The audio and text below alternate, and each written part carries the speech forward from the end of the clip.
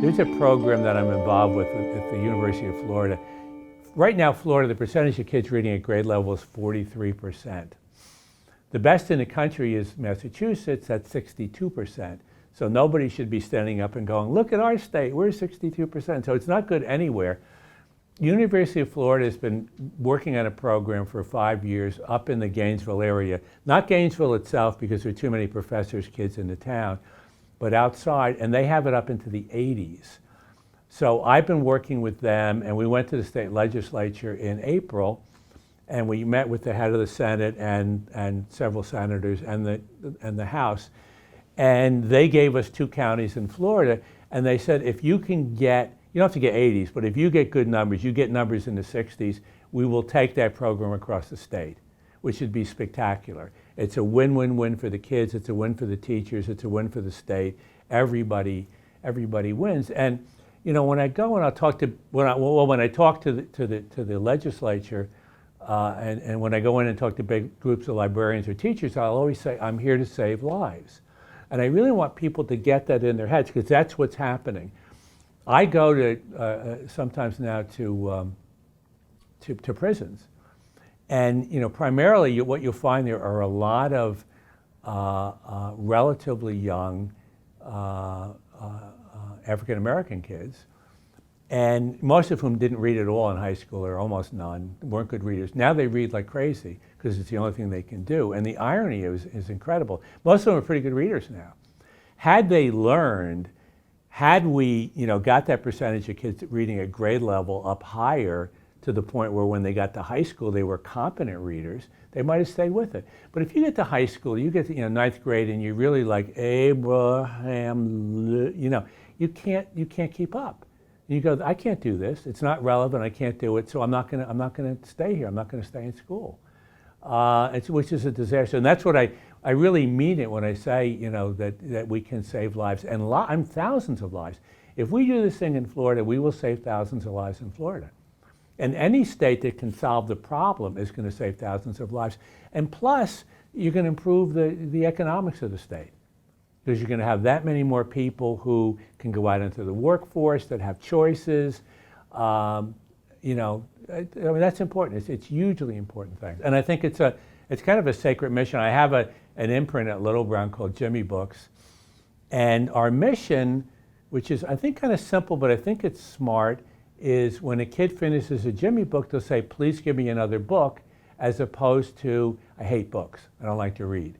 Because there are millions of kids running around this country right now that do not like to read. They've been introduced to it incorrectly. If we taught film to little kids, and we started with Ingmar Bergman movies, they'll go, oh, I don't really like movies, So, and unfortunately, that's what we do with kids in a lot of English classes. Let's go through with a million rules that you need to learn, and that's not the most interesting thing. And then we're going to make you read a lot of stuff that isn't really relevant to you yet, or you're not really that interested, and then you wonder why kids are going, I don't like to read, because you're introducing it to them badly. So I want to try to make sure that what we do, that they're going to love the stories, and at the end of it they're going to say, give me another book.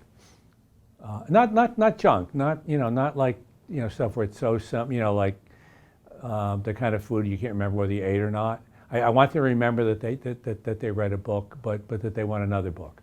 Yeah, I mean, it's a tricky, dangerous time for we need a literature. I mean, we don't need James Patterson, but we do need Hemingway and Faulkner, and the country needs a literature.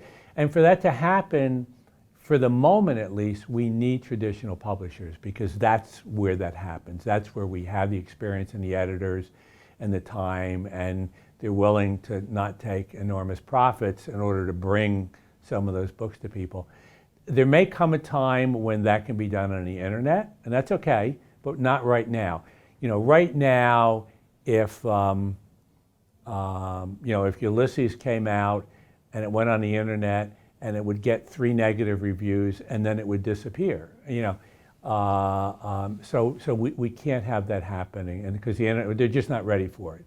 They don't have the editors. They don't, So it really is important that we keep publishers healthy for the moment. It's really important that we have bookstores for the moment. Independents are coming back a bit, which is good. There are more independents this year than there were last year. That's a good thing. It's not a good thing that Borders went out of business, because we just need more bookstores. We just do. We need people. We need people in the stores where people can come up and go, "What's good?" or "What do you think of this one?" or "I like this and this. What else might I like?" Or in particular with kids, it's particularly important because the parents who come in, they don't really know, some do, but a lot of parents don't know. They don't know where to start. So it's good if they can have somebody to talk to. One of the problems with a lot of parents going online is that their kids are not going online with books. They're not reading, for the most part, reading on Kindles and Nooks. So if you have a family where the parents have gone online and they're not going into bookstores anymore, then they're not buying books for the kids, and the kids are not reading online. So we have X number of families where the kids just have no place to go for books. So that's not a good thing.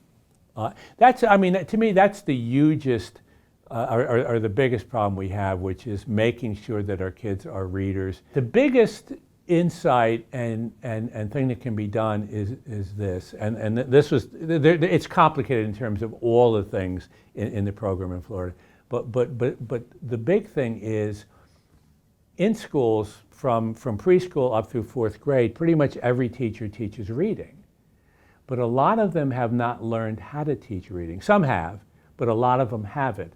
So the key is teaching them, and they can do it on their computers, they can do it on their phones, teaching them how to be better, how to teach reading better. A lot of schools might have a reading teacher there, and that teacher will help the teachers to better ways to teach reading, but it's not enough. It's not nearly enough.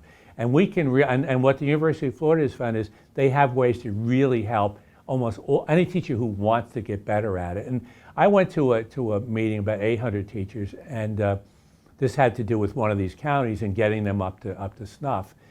And when they arrived there, they were all a little skeptical. But then, after a day or day and a half, they went, "This really is helpful." And what I said to them, I said, "This is not about gotcha.